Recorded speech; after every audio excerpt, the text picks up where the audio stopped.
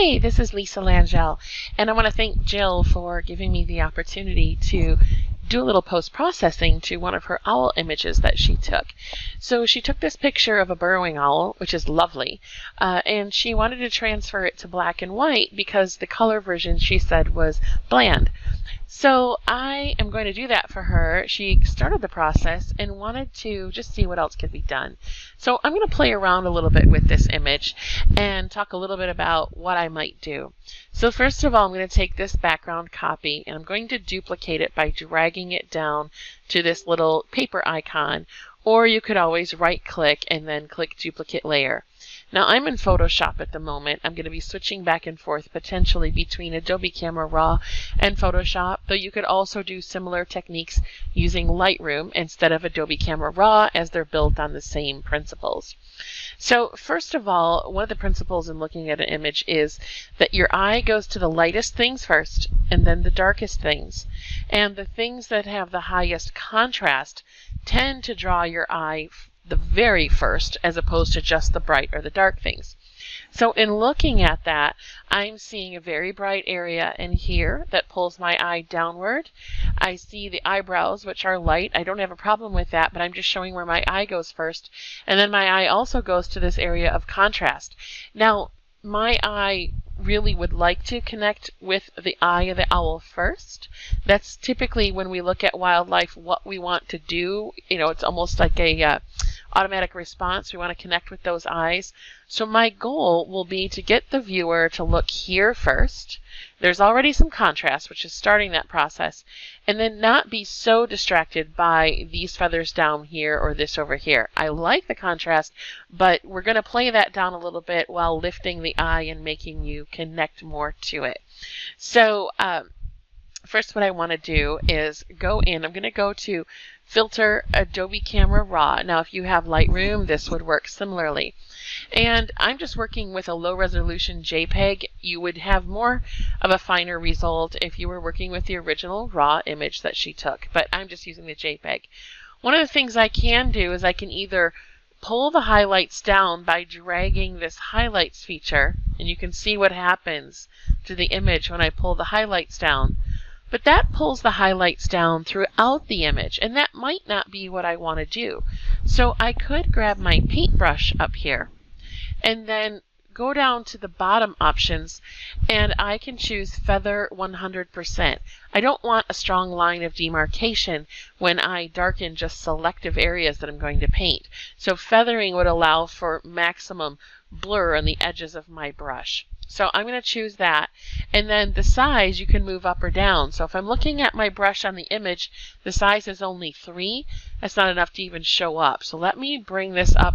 There's 32, and you can see the inner circle is where the treatment has its full effect, and the outer circle is your feathering. So it'll feather the effect in a gradient that is diminished all the way to that edge. So that's maybe a little big. I can use my bracket keys or the size slider to bring this down to a more manageable size. So once I do that, I'm going to paint on my image, but I want to make sure I'm starting with a clean palette. So I'm going to reset local correction settings, and that will reset anything that I might have had set in Adobe Camera Raw from another image. And we're starting out with all zeros here or a clean slate. What I want to do, though, is pull down the highlights. So I'm going to pull these highlights down. I'm going to just take a stab at where I might like it, and then we can go from there. So I'm going to pull the highlights down, and you can see that already starting to work. And keep in mind, once you've painted over an area, you can slide it up or down further, and that will allow you to further adjust just that specific area. So I'm going to pull those highlights down quite a bit. And then if I want to even do more, I could also slightly pull the exposure down a little bit in that area. So I'm going to do that just so that my eye isn't going to the chest or the breast of that bird first. I still have left the eyebrows bright, and we've just darkened the chest. Immediately my eye starts to want to hang out more up here because this is where the higher contrast and the brighter subjects are. So we've accomplished that original goal. All right, from here I can go to New, and it will create another layer in my Adobe Camera Raw, where I can do more. And you can also hover over the magnifying glass where the original treatment layer was and see what was treated. Now I want you to pay close attention when I hover over this. This edge over on the left-hand side was also pulled down. So I could always click on this magnifying glass and go to Erase, and then my eraser brush can come in and erase the treatment from that area. You could also mask it out, but I'm just showing you one of the many options that you have. All right, so now if I go back to my treatment, and I'll click New for a new layer, but you can see this old layer now doesn't include the stuff that I had originally done. And if you want to go back and erase more, well, I can always go in and feather in some of these areas down here. So that's just a start and giving you a quick idea of what we can do. Now I'm going to go into New, and I am going to reset my correction settings because I want to start out with a clean slate. And I'm going to zoom in on this eye here. Keep in mind I'm still working with a low resolution image. And I'm going to go and pull the exposure up slightly and then get a very small brush. I'm using my left bracket, or you could use the brush slider for size. And again, my feathering is still at 100. And I could go in and brighten up the eye a little bit. Now these owls' eyes tend to be very bright yellow when they're in color. So I'm going to try to pull that up a little bit and just bump up that exposure. Now at the same token, it's brightening up the black part. But we're going to start there. And if you wanted to play with things a little more, I could always go in and just lightly bring up some of this eye. And if it's too much, you can always go back and do it again. But I want to lighten that area because, again, we want to create contrast.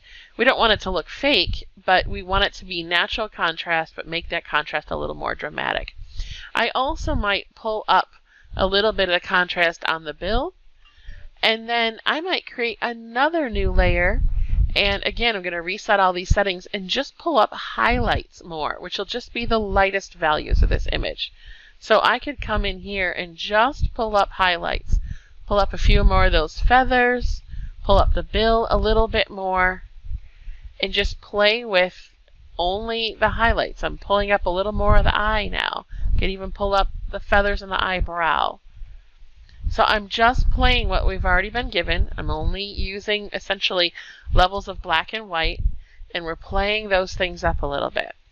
Now that I've done that, and again, you can play with other areas if you like, but you don't want to pull people's eye too far away from that face. Everything else should be the supporting actor. So now that I've done that, I'm going to go and work the rest of it in Photoshop. So I'm going to click OK. And now we have the newer version in Photoshop. So here's the before, and here's the after. And you can see what we've done so far, but I'm not quite done yet. So now what I'm going to do is I'm going to play a little bit more with those highlights. There's a couple ways to go about doing it. I can create a layer, and I can change this to overlay, and then I can grab my black and white from my color palette over on the left. One is pure white. The other one, I'm just clicking on this button here, or you can click X on your computer and it will switch these back and forth. The other one I'm going to create pure black, and then I'm going to go in with my brush tool, and I'm going to change my hardness to 0, which is similar to feathering at 100%, so I don't want any hard edges. And then I'm going to go ahead and change my size using my bracket key, or I could go here and change the size on this tool, either one. So I'm going to go in. Now I'm working with black. So I'm going to go in and I'm going to make my brush very small, and my opacity, I'm going to play with about 5%, okay? So here's 5% opacity, and we're just going to play up a little bit more of that contrast. So these are subtle things. They're already there in the image. I just want to play them up a little more. So I'm going to darken some areas that needed darkening, and we're just lightly making brush strokes around this eye. I could even play up the contrast over here and in here and wherever else you think you might want a little contrast. That's one way to do it. The other way to do it is you could go in with a layer, change it to overlay, and then go to image, go to layer. Ah, goodness, took me a while. Sorry, go to fill under edit. Sorry about that. And then change the mode in the foreground color from 50% gray to 50% gray from whatever else you had used. Click OK. And you could then use your dodge and burn tools. This will allow you to dodge and burn without changing the original pixels. You don't want to do it on this layer. You want to preserve those. This allows you a layer to work with, and if you hate it, you can always back out of it. So I'm going to click on my burn tool, and I'm going to burn the shadows. Well, this is a huge brush, so I'm going to make that brush smaller by using my bracket, or again, you can go and change the size of the brush here. Hardness is still at 0. I want a soft brush, but I could go in and burn shadows even more. And this 50% gray layer kind of works as a neutral layer and allows you to burn or dodge. Burning meaning making darker, dodging meaning making lighter.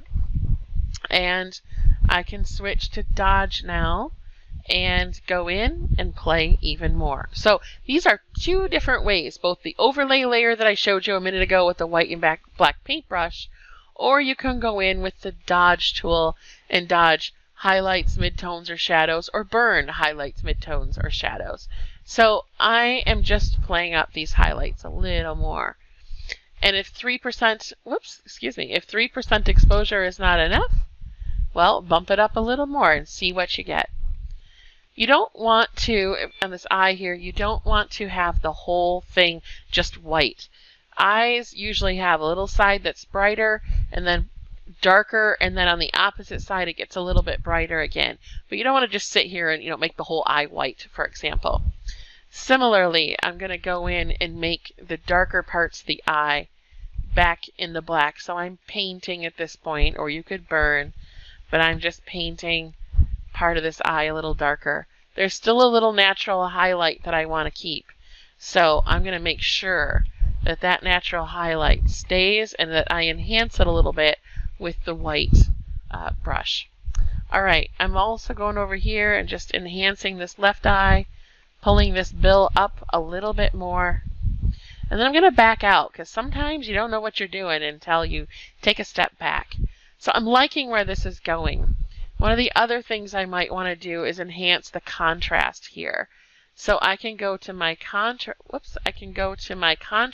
tool, brightness and contrast, and I could, brighten or contrast the whole image, but I just want to do it selectively. I don't need the whole thing bumped up with contrast. So what I'm going to show you is a little trick to do so. So I'm going to delete that layer so I can show you the better way to do it rather than just broad strokes across the whole image. So I'm going to take this lasso tool. I'm going to feather it. Remember, feather makes a gradient on the edge. If feathering is at 0, you have a hard line, and I don't want that.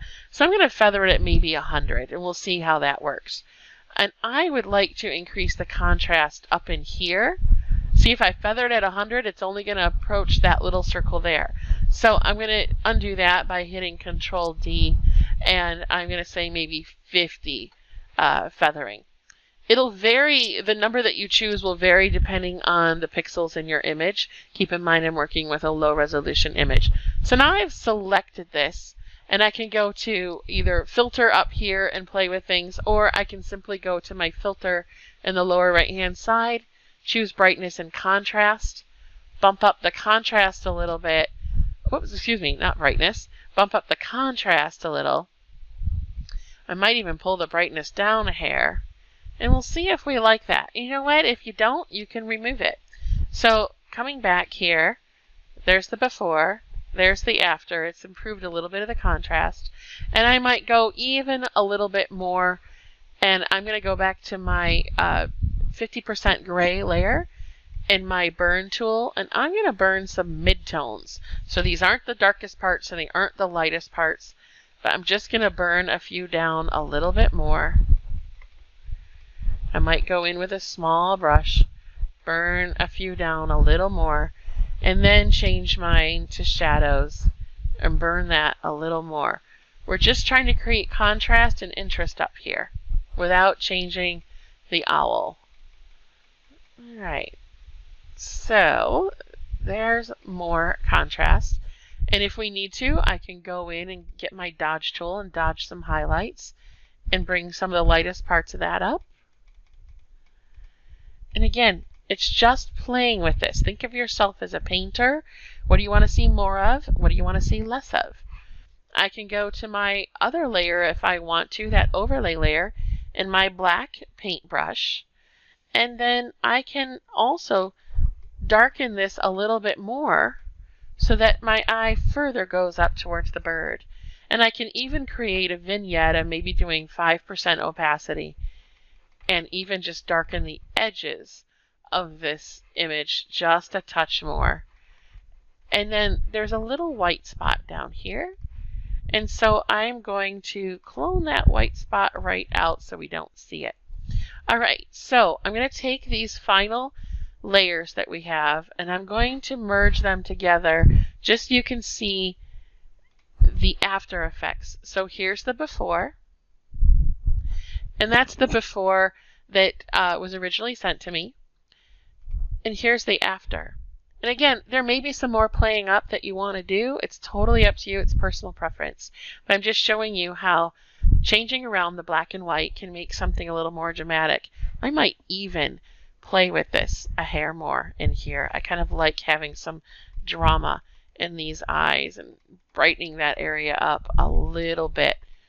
So again, you can work with it and make it what you envision your image, but just playing with some white and black can really bring up the contrast and play up those eyes in that owl. So again, before, after. See if you like it, and if not, remove pieces and go from there. All right, I hope this has been helpful. Jill, thanks for sharing this image, and have a wonderful day, everyone.